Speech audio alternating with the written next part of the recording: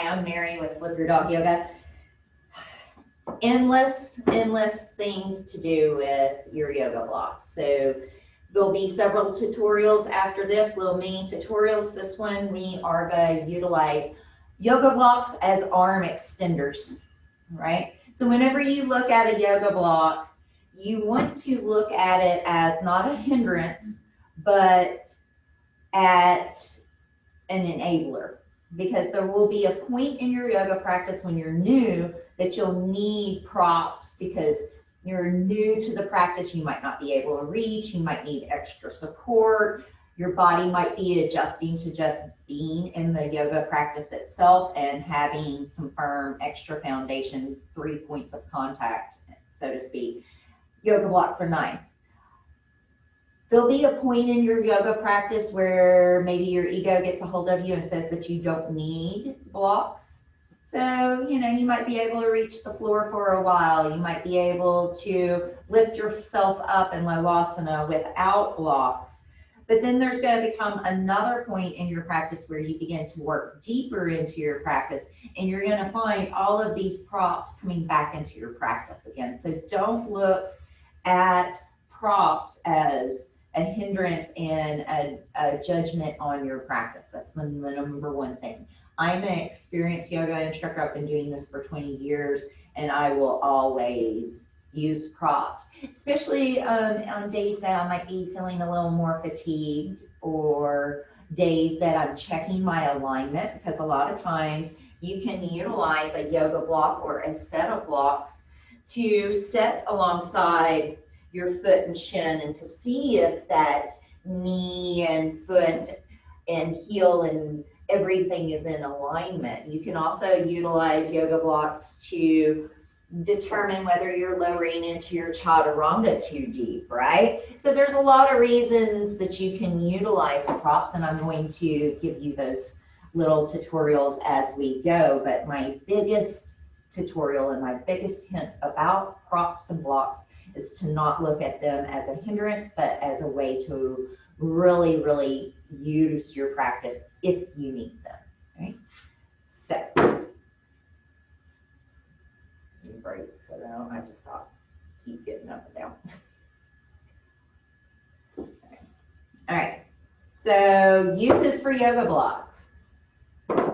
A couple of the main uses that you will see for yoga blocks in a yoga class is placement, so that your hands can reach the floor. So even situations where, say that you are forward folding and your forward fold might look like this. Yes, your forward fold might be that. There was one point in time when I was in a car wreck, and after practicing for years and years and years, my Egyptian posture literally looked like this because my back couldn't go anymore. So sometimes you need them for support.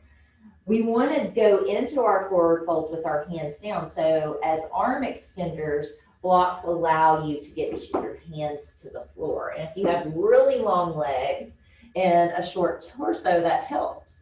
But for someone like me who has really short legs and a very long torso, I can put my hands all the way on the earth. I don't necessarily need them. Looking for supplies, ways to utilize this for your own personal practice. Another place that we utilize blocks is when we're moving deeper from the side angle pose. So we might come into a side angle pose. I might use this block to double check my alignment to see that my shin is way straight up and down, not way past or way back here. Blocks are really good for that. Also, like I said earlier, when we place a block down, especially in a yoga posture, we are placing the block by our foot typically, because when we come over, we want our shoulder over our ankle as well.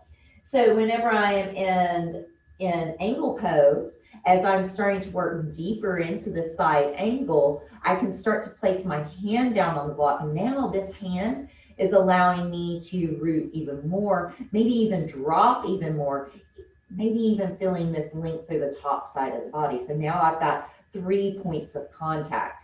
When you come up and go around to the other side, you might notice that utilizing a block feels different. And so as I come over onto my left side always being the problem child, I'll definitely use a block to line it up with that inner heel, that inner arch. Make sure that my knee is straight up and down and perpendicular. You can also start to get alignment with your fingers and your toes in these positions. So I take my arm up over my head, then I can really utilize this bottom arm to get this long length down the top side of my body. Another placement for yoga blocks in a yoga class would be in a triangle pose, much like this. This allows you to not lock your knees so much, right? Looking at these as arm extenders, you can also utilize these blocks for whenever a teacher has you take your hands behind your back. Some people cannot braid the fingers with quality, and so having a little bit of distance can be beneficial, and these are easier to grab than straps sometimes.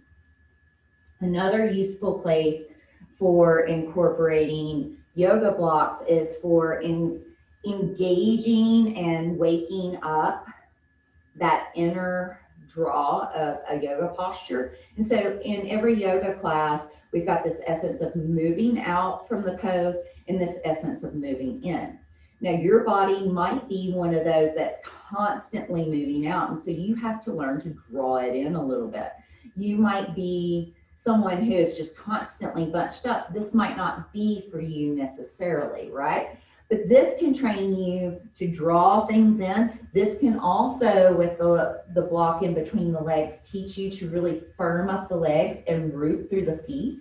You can utilize the block because this 4-inch side is the distance that's supposed to be in the feet. You can even put the block in between your feet so that you can start to wake up the feet even more. So here for my own general alignment, I've got my toes, my big toes, reaching in towards that block as I root through the big toe mound. But I'm also trying to spread the mat a little bit with my heels. Those of you who have heard shins in, thighs out in old school Ashtanga, that's what this is. I like to use my yoga block for whenever I'm teaching or doing plank poses. So get all personal with that block right there, right? And the reason that I have you get personal with this block is because this allows you to engage Mula Bandha, which we'll talk about in another posture or in another tutorial. But if you know what I'm talking about, when we get into our bandhas, that's really important for the practice. But just the essence of squeezing this block allows me to firm up my legs so that when I go into, say, like my forward fold here even, I'm not overloading my low back. Even my Betty boot or my halfway lift has some strength. And then this is the personal fact of the day. I probably should have warmed up a little bit. Anyway, so it'll even make my jump back a little stronger because I'm trying to squeeze that block in between my legs. Practicing my plank becomes I don't want to say new monster. It becomes a new way of practicing plank. And so getting really super personal with that block, right? When I come into my plank pose and I squeeze that block, all of a sudden, I start to feel how much of the legs are incorporated in your plank pose because people focus way too much on the upper body. So the yoga block has multitudes of uses and none of them are judgment on your practice. Another thing that I do with some yoga blocks, and we'll get into this when I go into different tutorials on different postures, that even poses like our favorite pose, dolphin, I would take my yoga block and put it in between that webbing so that when I put my elbows down underneath my shoulders and lift my hips up, then my hands aren't doing this like weird turn in and turn out thing. And so look at yoga blocks as ways of reestablishing alignment, especially when you don't have mirrors in a room.